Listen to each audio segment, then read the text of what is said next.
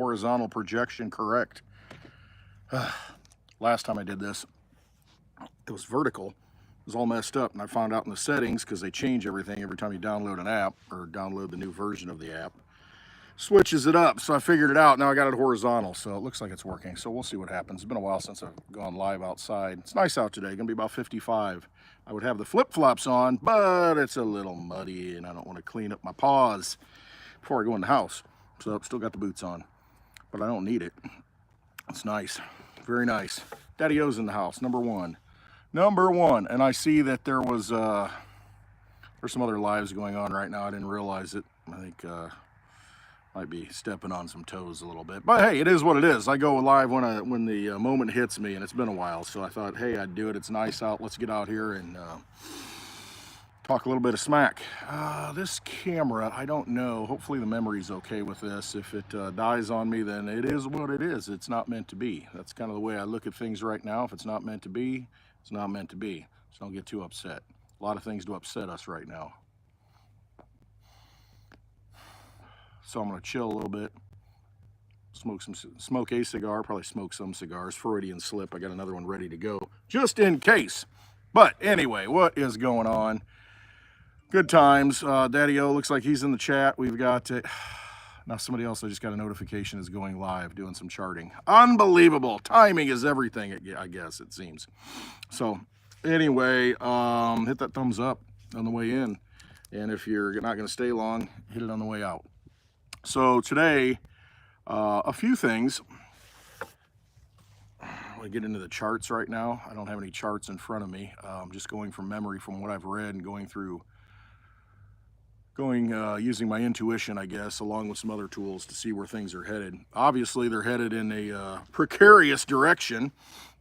We've got a base in Jordan. Didn't know we had a base in Jordan, but I guess we have a base everywhere around the world where three soldiers were hit with a drone attack, it appears, and that seems to be the precursor to a larger war. Doing anything they can. Failed in Ukraine to get us dragged into a world war in Europe, so let's go to the Middle East. That's always a good standby. Stir some stuff up over there. October 7th seems to have become the January 6th, and you know, it's the tinder box. Got a lot of kindling in it. Ready to go.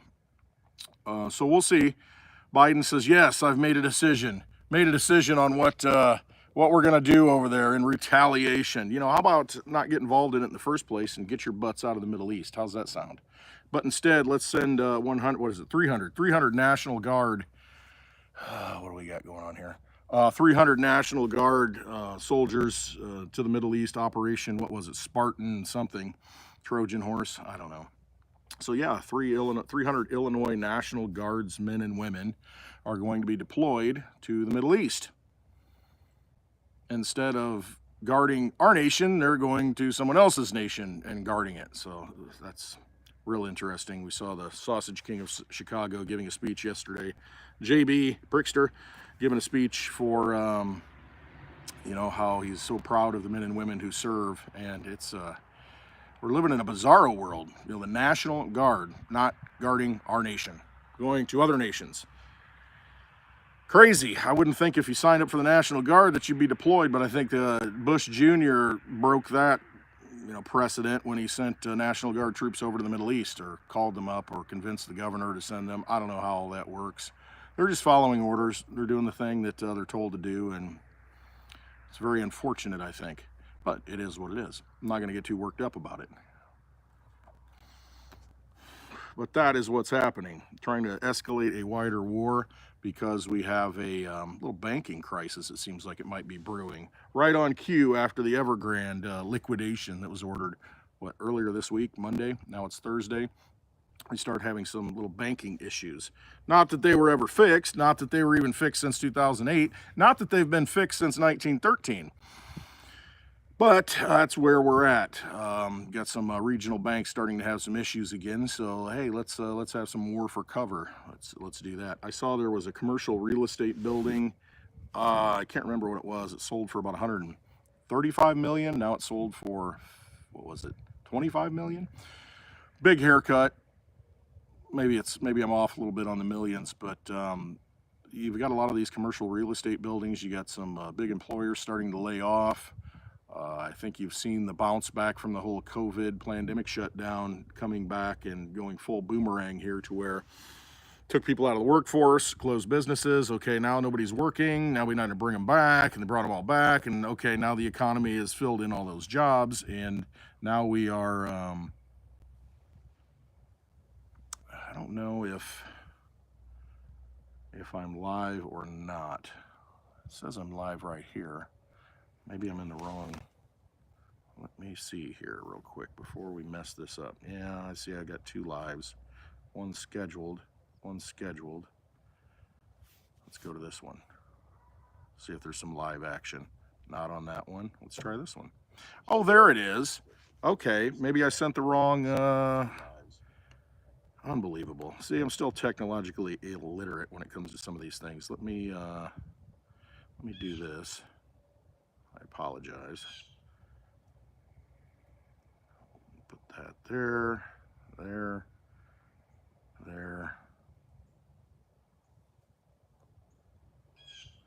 There. Okay, we'll see how that goes. All right. Anyway, it looks like some people are hopping into the chat now. I don't know what's going on. Craziness, trying to make things work. Let me get into the right chat. Let me see what's happening. Boom. If you're in the chat, do something. Put a 1, put a 2, put any number, put a middle finger emoji, whatever you want to do. Put it in there, so let's see what happens. It looks like I have 2 live streams. One is scheduled and one is working. Don't know. Let me get rid of the other one, see if I can do that.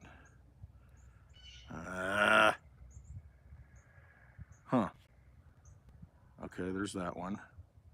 Let's do this.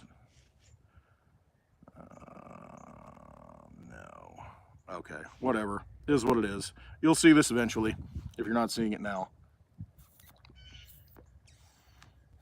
First again, Daddy O. Okay, Daddy O shouted you out in the other stream that's out there in Twilight Zone land, and now this one's going. So the other one, I guess, is irrelevant at this point. It got on a different timeline.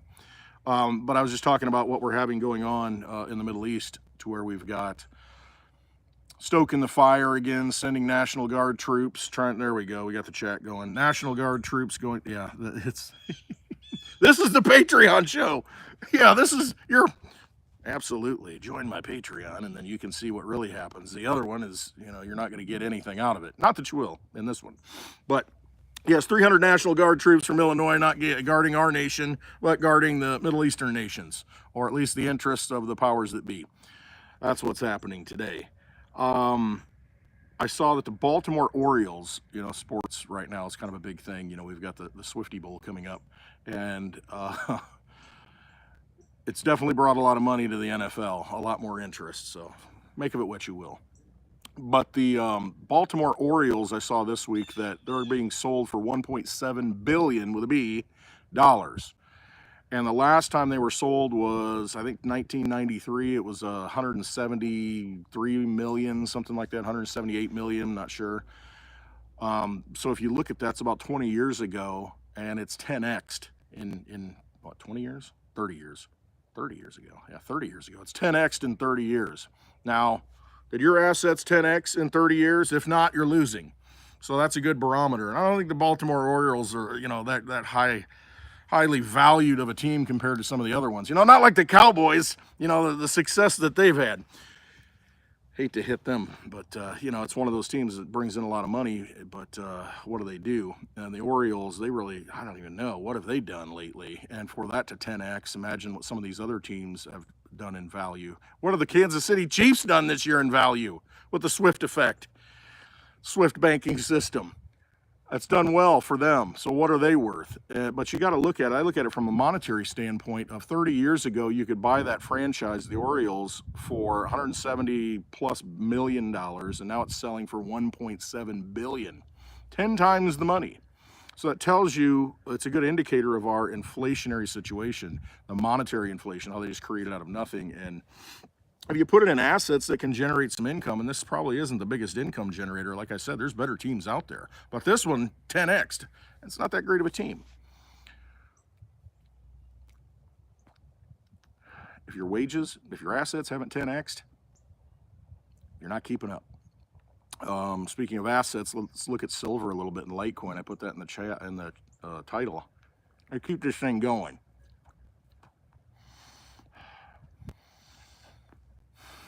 One of my favorites. It's made by Oliva, the Series V. This is the nub, the 4x60. I should have muted the stuff on the screen here, but I've been looking. Somebody dropped in one of my chats that I'm in the silver chart, the long-term silver chart, and it looks like it's really ready to, I know, sound like Beck's weird, you know, it's gonna go up, you know, all the demand, all the things. I think timing's everything. It's released when it's released. There are no coincidences. So I look at that silver chart, and I mean, in spring, right now, it looks like it's ready to spring.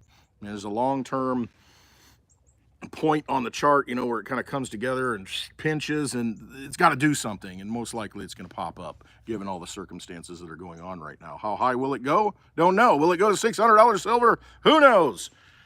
But it should go up. And so anybody holding silver at this point for a store of value as an asset, it looks like it might take off at some point. And then I've been looking at the Litecoin charts, and it looks like it might take off at the same time. When you look at the long-term charts, you're coming to a pinch point. And with all of the use of silver, with all of the use of Litecoin, they're very similar with what they are. Litecoin, I read that Wimble's moving along more rapidly at this point than most people thought for mobile wallets. That's a big deal once that happens, and you've got the ability to send private transactions from your mobile wallet rather than the core wallet, which is what you have to do now and download. It's difficult for people to do. When it's on a wallet, a phone wallet, you know, an app, and you can send private transactions, that's a pretty cool thing. You can opt in or opt out. Yeah, I knew it was going out. But you can opt in or out, you know, whereas there are certain cryptos that are privacy only, and they are private transactions all the time. That's great, but I like the flexibility that Litecoin has implemented and the vision, you know, behind that implementation, as far as, you know, it can be completely on the public blockchain. You know, think of charities, think of receipts, you know, being able to send something to someone and have it verified. But there are times when, you know, you don't want anybody to know what you're sending. You don't want anybody to know where that wallet was, where that Litecoin came from, where that money came from. You need privacy. Privacy is important. That is what MWeb is, and it looks like it's coming along pretty well in the development for mobile wallets.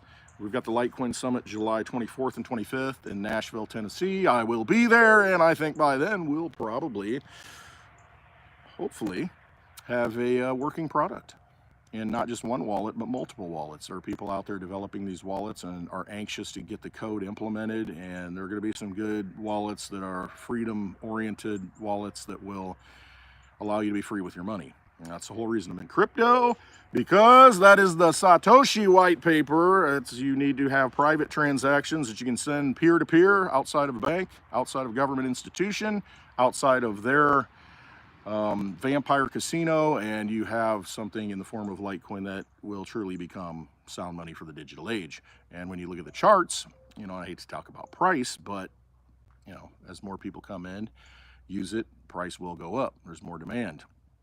And I look at the charts, and boy, by April, looks like something's gonna happen. It's gotta happen. It's coming to that point. Does it die? Does it just flatline forever, or does it find its true value, kind of like what Dogecoin did? I look for a move like that. Could be wrong, but I think just my gut intuition, what I'm seeing, everything happening, that by then, I think you should see some good moves. Probably start to see some good moves real soon. Look at the chat. Yeah, Patreon show. We love Clint. Yeah, nothing. Anyway. Patreon Litecoin goes up. I don't have a Patreon brain drain. I mean, we're just joking around here. I do, but I did it just because I want the name, and it just sits out there. Don't. It's just there. It's kind of like locking up a domain name, you know, that you're going to use possibly in the future. Just have it so nobody else can have it. But no, there's no Patreon show. This is the show. Enjoy the show. It is what it is. So I look for Litecoin and silver to do pretty well. You know, I just, it's all timing, and it's just when the time is right. You know, I remember Bix Weir making a song, Litecoin is the right coin as a means of exchange. He's always said that it will be there when you need it. You know, it truly is a better form of digital money, and it will be there when you need it. And I think we're going to come upon a time right now real quick where we are going to need it. And if you don't have it, Mr. Hernandez, Top Shot, Javier in the house. We're talking about Jamie Dimon. No, we're not. We'll talk about that later on Hash It Out. So yeah, check out Hash It Out on Blind Dave's channel. In the description below, there's a link to his YouTube channel. We do Hash It Out every Thursday at 4 p.m. Central Time for a couple of hours. We got Steak in there from the Netherlands, and we've got Blind Dave running the show, and Javier and myself. We talk about these things, and there are a lot of things happening right now as far as the monetary system things that Steak has talked about, that we've all talked about, that are kind of coming to a point where we're past the point of no return. So what are the solutions going forward? And that's what we try to talk about. And that's why I've harped on Litecoin, I've harped on silver for so long, because I think those are valuable assets that you can have, hold, use, unencumbered assets. You know, there's no attachment to it as far as a lien. Those are things that will become important when we want to exchange value. Now, they don't like that. The powers that be, the vampires, like you to play in their casino. They like you to keep playing with their poker chips, because they can do whatever they want with them, revalue them, put different numbers on them, and there's nothing you can do about it, because when you go to cash out into their casino, they're going to say yes or no and put all kinds of hooks. And no, I say no. The dog's over here looking at me. I gave you a chew. What'd you do? Already use it up? Eat it? So that's kind of where I'm at with things. I think by the cycle of crypto, it is a cycle for a reason. You've got a Bitcoin halving. The big sun in the sky is Bitcoin right now. That's the ETF move. All the big money is positioning itself to kind of take control of that market and lock that market up and make it difficult for you to use it. Transaction fees do that naturally on their own, but they'll make it easy to transfer it back and forth, kind of like using CashApp right now. I mean, it's tax time, okay? People get their tax refunds, and CashApp's been advertising, hey, you know, you get file for free. And I'm sure part of I haven't looked into it, but what they want you to do anyway, and part of the free might be that you have to deposit it directly into the CashApp app, and they want that money flowing in there. But what happens is, you know, it's its own little casino. Easy to send. You can send it to a little name, you know, hey, send it to Westwood. Hey, send it to Daddy-O. Send it to whatever the handle is, and you can transfer that money very quickly in real time on their books inside that casino. And that's, you know, very convenient. And I think that's where the convenience of Bitcoin will come in. You don't want to be paying high fees on Bitcoin, you know, to, you know, go buy lunch and that kind of thing. Just keep it in our casino, and you can transfer it back and forth, you know, from that person to that person, and it'll never hit the blockchain. It'll never, you know, be a custodian thing where you have it. It'll be on their platform. You'll have a little notation that says you just have this many Bitcoin, but if you ever go to take it out, are you going to be able to do that? And if you do, how much is it going to cost you? You know, think your retirement fund. Can you just go draw, you know, a few $1,000s out of that retirement fund without penalty? What kind of pain is that? I think the same thing's happening for Bitcoin right now. So we are still in that morass, that danger period, lull period, I guess you could say. We talked about this on Hash It Out, I think, where you're not going to see the big moves in the cycle until after the halving, which is mid-April, where the reward halves, and, you know, so all the shenanigans have to happen between now and then. As far as the big players are concerned, they're going to try and lock up as much as they can, get as much as they can, get that price down, manipulate a little bit as much, you know, and make it real volatile and sticky, and, you know, just difficult to make a decision and see a clear path until the floodgates are opened, and then the path is clear, and you'll see it, you know, you'll see it move like you have historically. I think the same time you'll see Litecoin move, but I think you'll see it move a lot more. And other coins will move a lot more, but Litecoin specifically, a lot of these coins, these tokens, I would not want to hold. I don't have any faith in them. There's no track record. I would rather have something that's been running for over 12 years nonstop, uninterrupted, network that's never failed. I mean, come on, you know, we got voting machines that fail. ATMs don't seem to ever fail. I don't know. I've never had an experience with an ATM where I go to the bank and, you know, you take this cash out and always seems to spit it out. However, some of these machines, when it comes election day, don't seem to want to work right. Kind of weird how that all happens. So yes, we have an election coming up in November. Do I care? Yes, I care, but do I care? I don't think it affects the monetary system at all. If it's business as usual, it really doesn't matter what figurehead you have as president of the corporation, let's call it, because they'll continue to create money. And the only way out of that is to not use the money. It's like war games from, what, 1983, I think it was. The only way to win is to not play the game. And if you continue to play the game, you put your faith in someone else steering the ship properly or updating the code properly in the program. You know, you've got a program that's been running for, like I said, over 12 years. You got code that's been running, open source code, to where you can volunteer into it and say, hey, yes, this has value. And when you start using it, you realize, yes, this has value. This is something I can use. This is something I can send from me to you, peer to peer. And when you start using things like that, you become very comfortable with it and realize that, yes, it does have value. It's just other people need to wake up to that value and see that value. It's just like silver. You can hold the silver, but if you take it to the store, they're going to look at you like you're an alien and say, well, I do this. It's got $1 stamped on that 1 ounce coin. Oh, it's worth $1. Even the banks will do that. You know, Morgan silver dollar. I've had that happen to where it's in their drawer. I give them a dollar bill. They give me the Morgan silver dollar because to them it doesn't matter. It's not their game. It's not their poker chip, and it's just got what's stamped on it, and that's what it's worth. However, you know it's worth a lot more than that, and there are a lot of people who understand that, and that's why you have a different price than what's stamped on it for an ounce of silver. And finding those like-minded people, finding that community, and finding a good community that has assets to back the community, not a bunch of people who don't do anything and can't contribute and have nothing to offer. You know, those aren't the kind of people that you probably want to surround yourself with. You want to find people that have some sort of skill, whether it's, you know, a good joke teller, you know, because you need entertainment. Somebody who can do things, you know, an electrician, a plumber, and you know, somebody that knows how to make a little whiskey, somebody that's got some cigars saved up. Because all those things, you know, somebody knows how to work with water, you know, how do you get water? How do you store water? How do you make food? How do you grow food? How do you preserve food? You know, finding people like that rather than depending upon a supply chain that runs all over the world, and then you see the Red Sea gets locked up, and next thing you know, well, we got to put the ships all the way around the Horn of Africa now. We can't take the shortcut. So what effect does that have on me? And I have no control over that. I mean, you don't want to be in those kind of situations. And I think right now it's important to understand that, especially with, again, the shenanigans that they're pulling right now. They're going to throw out all kinds of weird stuff. Nothing's going to make sense, but what does make sense, it's just a power grab.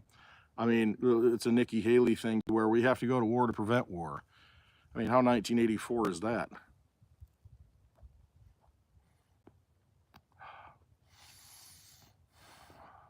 Got to keep it going.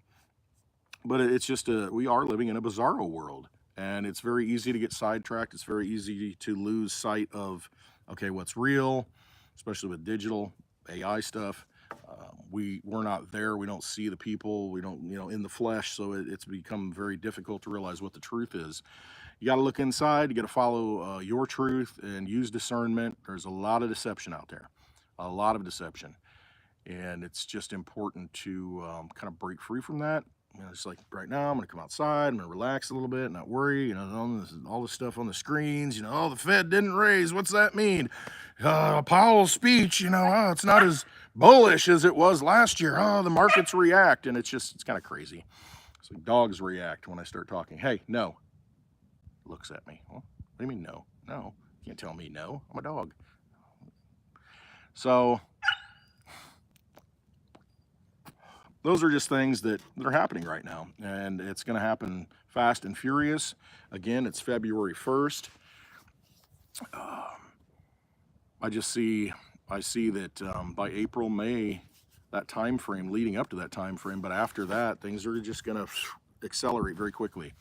I think you will see the Fed start rapidly cutting because we do have banking issues out there. There are problems that have not been resolved, and they never get resolved, and the only way they, quote, fix them is to paper it over, is to create more money, is to keep the Ponzi scheme going, to keep the casino open, and whatever you have to do. If you need to have more chips, you need to put another zero on the chips, whatever you have to do. The key is keep people playing. Keep people at the table.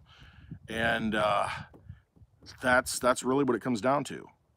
And so you can choose to continue to play at the table, you can continue to lose ultimately, or you can find a way to walk out and find options that might be painful, but in the long run, they're going to be more beneficial.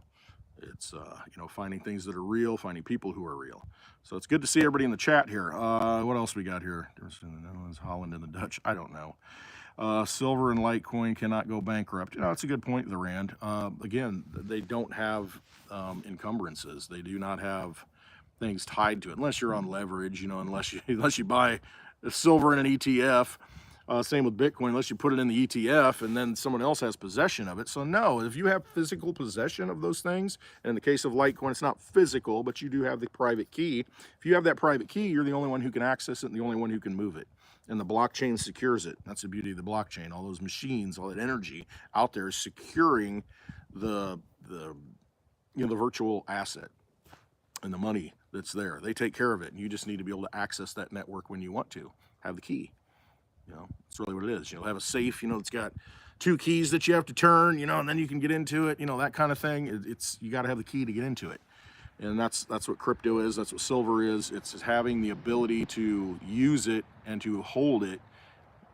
That's really it. Yeah, there's no debt attached to it like the fiat dollar system, what we call the dollar system, but it's Federal Reserve notes.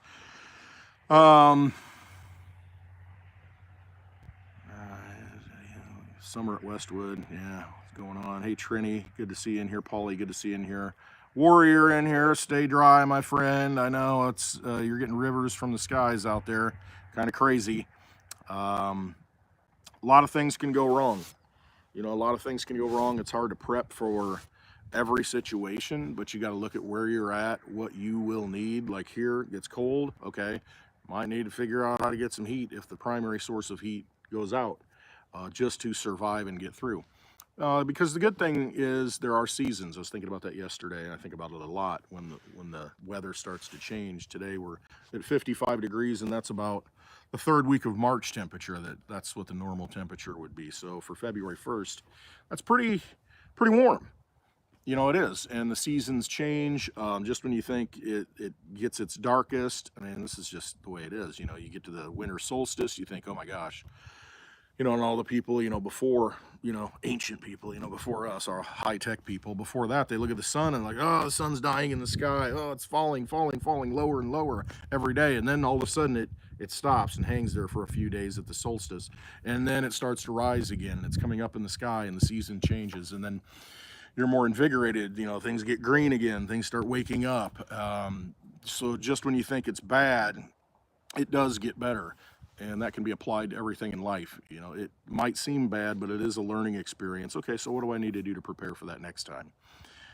Financially, the financial market's the same thing. Hey, what do I do to prepare so that I have an asset that I can use? And so you find those assets. What do I need to do in the wintertime if I run out of food? Well, make sure you've got enough food stored up next time. And it's just common sense, but I think a lot of common sense has been lost because we've outsourced our freedom and become dependent because things have always worked. We built them out. We got plumbing everywhere. We got sewer systems. We got electricity, the power grids, all these things. We're dependent upon centralized sources to provide those things that we need. And I think it's a good time to kind of decentralize. We can do that with our money. We can do that with our energy. We can, through communities, we can do that, in our food, which is energy, finding ways to produce those things. And you're gonna be healthier because you're gonna know where it comes from. It's not gonna be a painted, a freaking tomato that's dyed or something, or meat that's, dyed with red color to make it look like it's legit. I mean, it's all fake. Everything basically you're seeing right now is fake, and we need to unwind the fakeness. And the encouraging thing, I think that is happening. I think it is happening to where people are realizing, see these people talk on TV, these mainstream news sources, they don't hold a lot of weight anymore. It's very easy to see through the narratives, the clowniness that it is. What I saw somebody was saying something, I don't even know what it was. I mean, there's just all kinds of examples. I can't think of any of them, but I saw somebody saying something, and it's almost like, it's so bizarre that are they just playing a role to wake people up? You know what I mean? It's just so outlandish that something, the Nikki Haley thing, I guess. Hey, we need to go to war to prevent war. I mean, does that make sense? Well, I mean, yeah. But those are the kind of statements that I think are waking people up. They look at that and say, well, this is crazy. This doesn't make any sense. Are you seeing this? And so much more of that, I think, is coming. And we just have to, yeah, if your gut doesn't feel that it's right, then it probably isn't. It's really what it comes down to. All right, I just wanted to hop on here for a little bit. I haven't done a live, and it's so nice out that I thought I would. And I don't know what else is on the radar right now, so to speak. What y'all want to talk about, if anything. I'd be happy to, have a discussion on something. But we'll do that tonight on Hash It Out, and tomorrow on Happy Hour too. But I don't know if I have any notes that I've written down. I'll constantly, because I forget everything, I'll just jot down notes on my phone here. And then maybe I'll talk about it, and maybe I won't. If I don't make a video, it just kind of goes down the... No, ain't nothing. Oh, I did see that, just an interesting footnote that I saw on a news report. It says, a study shows self-checkouts lead to lower customer loyalty. Well, no kidding. Have you ever used a self-checkout? I mean, my innate feeling when I walk into the store and I see a self-checkout and there's nobody standing there, maybe one person, and then the line's long, and then Walmart's good at this. They've got like a big cattle cage to where they've got all these self-checkouts now, and you go into this little self-checkout area and pick them, and you got people walking around, maybe helping you, maybe not, usually talking about what time they get off work. And you go in there and you scan all the stuff, and it's like, where do I put the bags? How do I organize all this? How do I do this? And to me, it's just, I don't even want to go in there. I'll go stand in line and talk to a real person and check out if I ever do go into a store. And I think a lot of people feel that way. And I'm kind of, a little antisocial when it comes to those things, to where, hey, I just like to do things on my own. But the self-checkout thing, it's kind of annoying, and so I can definitely see why people won't shop at certain stores if they do that. They just won't. And it's not convenient, because an issue comes up, then you got to find somebody. It's like, hey, flag somebody down. It's irritating, frustrating. So yeah, that was something I noticed, the self-checkouts, leading to a lack of customer loyalty for stores that have put those in. Little swing back, so again, season for everything. You go too far one way on the pendulum swing, it's going to come back the other way. So try not to get worked up about this stuff. Try not to get too upset about what you see coming, because I mean, it can only go so far before enough people wake up and say, okay, enough, just enough. You see it at the border in Texas. That's the big hot button issue lately. And why is it just one place? Are they funneling all the Eagle Pass? I mean, what about all the rest of the border? So again, what is the real narrative? What is really happening? Enough people get upset, and things will change. I mean, these people that are running the show, they kind of have to live somewhere, right? I mean, at what point are they uncomfortable going anywhere because they've screwed things up so much? Maybe that's why they're building their underground bunkers in New Zealand and other places, try and get as far away from people as possible and hit the escape hatch. I know what it was. I saw Hillary Clinton made a couple of comments on her Twitter feed, X feed, and it was almost like, is she really writing this, or is it just to stoke people? And that's kind of I see a lot of those comments, it's almost it's so absurd, like Podesta becoming the new climate czar after John Kerry. I mean, really? You're gonna bring John Podesta in?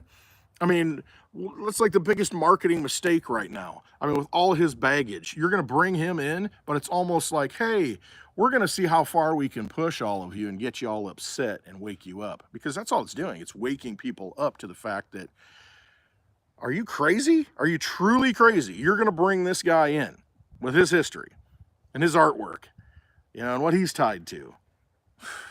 But I think that does definitely wake people up. So what is it? Princess Leia and Darth Vader. It says, the harder you squeeze, the more of a slip through your fingers, that kind of thing. I mean, you just can't. It's all going to backfire on them. It's really up to us. They've already lost. We just have to have enough people wake up. And that's the game right now. Enough people have to wake up to the absurdity of it and quit playing the game and saying everything's going to be okay. Put your Bitcoin in the ETF, it's fine. Oh yes, now I have a custodian to hold my Bitcoin for me.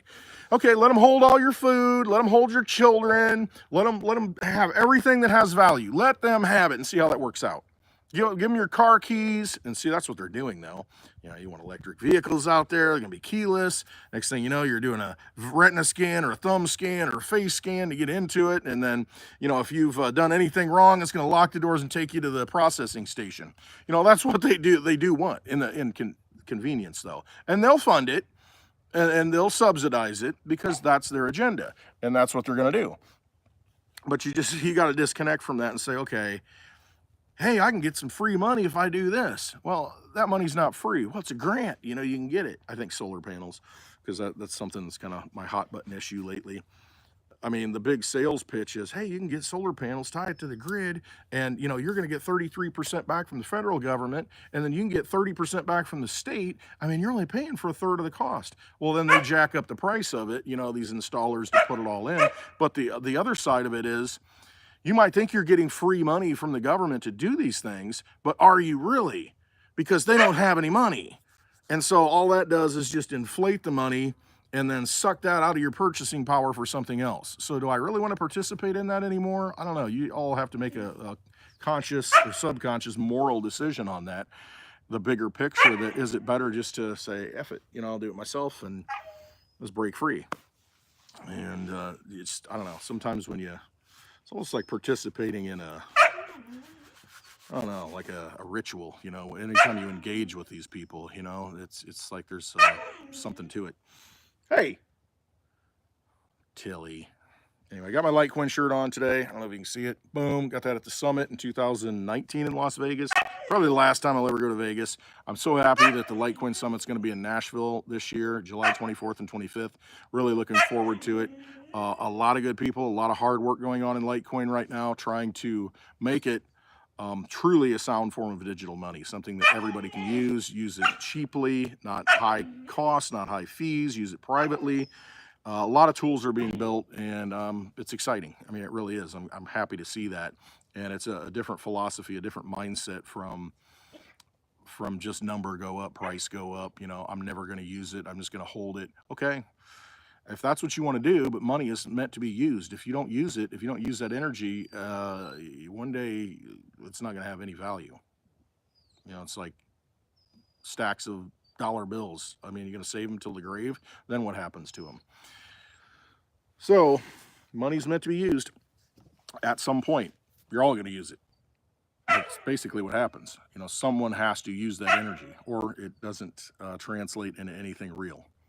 You know, hoard that money, and it's fine if you don't need it, if you don't need to use it, you know, and you're saving it for someone else and for posterity. I mean, that's wonderful that you can do that and have a form of money that you can save. But, you know, don't live in squalor, you know, when there are things that can make your life better, maybe your health better, maybe your attitude better, by using that money and putting yourself in a better position now, because then you'll be in a better position to maybe help other people in a different way with your energy, with your spirit, your mindset, whatever it is. So it's not a cult to be worshipped. Money is not that kind of thing. So let's not do that. All right. All right, like I said, just wanted to chat it up a little bit. What else we got in here? Anything? Yeah, I'm Fever Flav, man. I'm glad you hopped in here. Yeah, I decided to do a live. Hash it out. Military illegals, yeah, maybe. Mr. Red Shoes, yeah, look into the red shoe thing. What's really going on in Texas? I keep hearing conflicting info. Yeah, I mean, that's where we're at, Warrior. I mean, that's kind of what I'm talking about. I mean, there's going to be nothing but obfuscation, conflicted information. You're not going to know what the truth really is, because there's multiple agendas going on. It's like, who shot JFK? Well, it was the mafia. It was Israel. It was Russia. You know, it was all these different. It was the CIA. You know, it's all these different factions, and maybe it was a combination of all, or they all benefited. So it's like, well, I don't know who did it. It's hard to know. And it's kind of like Texas. I mean, who's benefiting right now? You know, what factions are there that are gaining from all of this? Who knows what the truth is? It's hard to really discern what the truth is, but you have to try and do it. and see how it affects you. If it doesn't affect you, maybe you focus your energy on other things. But yeah, it's difficult. It really is difficult, and it's going to get more difficult going forward, finding out what is real, what is not real. I mean, did RFK really say wow and comment, you know, on some girl's booty on Instagram or whatever it was? You know what I mean? It's like, what? How do we know these things are real? How do we know? I guess you judge people by the fruits, you know, what they do, what they've done, not what they're saying. And there are ways to look at that, you know, what certain people have done. But again, if you get too wrapped up, I think, in the cult of personality, then you fight amongst yourselves. I mean, we saw it with Trump and DeSantis, you know, that whole thing. You got different camps, people fighting against each other. And it's like, hey, we're all on the same team, but you know, hey, go Chiefs. No, go 49ers. And I mean, that's where it gets you. And they know how to play that game. They know how to divide and conquer. And they put these, you know, piñatas up there that have no candy in them and get you swinging away at them all the time. Bang, bang, bang. And now this one's, I'm going to beat yours up. Now I'm going to beat yours up. And at the end of it, what do you get? Nobody gets any candy. You know, they're sitting back there eating the candy while they're watching you. So, yeah, kind of a sham. But again, you know, if you want to spend money going to the Super Bowl and spending multiple thousands of dollars on it, then that's how you want to spend your energy. You might want to rethink that though. But that's your choice, that's your path. Same with $7 million, I think, for a 30-second commercial in the Super Bowl. Is it worth it? I don't know. That's a lot of energy. So there's inflation there. Like I was talking about the Orioles earlier, you know, 10x from 1993. You know, $170 million for the Baltimore Orioles in 93 to $1.7 billion today. 10x. You know, what were Super Bowl commercials? I remember them, you know, when it first hit $1 million for a 30-second commercial. Like, wow, that's a lot of money. Yeah, it's not really a lot of money. They're just creating more money. It's the same commercial. Probably less valuable. So anyway, find out those sources of information, those sources of truth. You get those from peer-to-peer in a lot of ways, and that's why you find good people in communities and you stick with them and you build good relationships, because those are the people who are going to help you and bail you out when you need it, rather than waiting for somebody to come in a black vehicle, because usually that's not good. Tinted windows and the SUV, they're probably not here to help. Just saying. All right. Love you all. I do. Thanks for hopping in today. Impromptu. I messed up the first stream. It might be sitting out there in limbo in the twilight zone. This is the real stream, the real deal. And no, thanks for hopping in. Hope to see you on Hash It Out today. And you know, Lisa's probably Litecoin Lisa. She's probably got her show with Johnny today. Go check that out. It's at the same time as Hash It Out, but that's all right. Go watch that show and then hop in to Hash It Out, because it doesn't last as long. We're going for 2 hours. And support those people who are out there doing the work, getting the information out. That's really what needs to happen, because those are the people who are going to be there. Presidents come and go, Congress people come and go, and they're bought and paid for. You know, try not to let those people matter. You know, make sure that you let the people matter that should matter. All right, trust yourself. That's what you got to do. Find a way to exit the vampire casino. That's the biggest thing. Hope to see you on Happy Hour tomorrow at 4 p.m. Central Time, and today 4 p.m. Central Time on Hash It Out on Blind Dave's channel. Both the links are below in the description. And I hope you have a wonderful day. Trust yourselves, and hey, we're fine. We're close. We're close to getting out of this to where there is light at the end of the tunnel. More and more people are waking up. Do the things every day that you can do to basically, you know, not let those vampires enter your life. Keep them and bring them to the light, and more people will see it, and that's how things get better. We make the change. We are the power. We are the energy. They want to steal that from us and divide and conquer us. Don't let them do it. All right, trust yourself. All right, hope you have a wonderful day. Thanks for hopping in here. I love you all. And how do we stop it?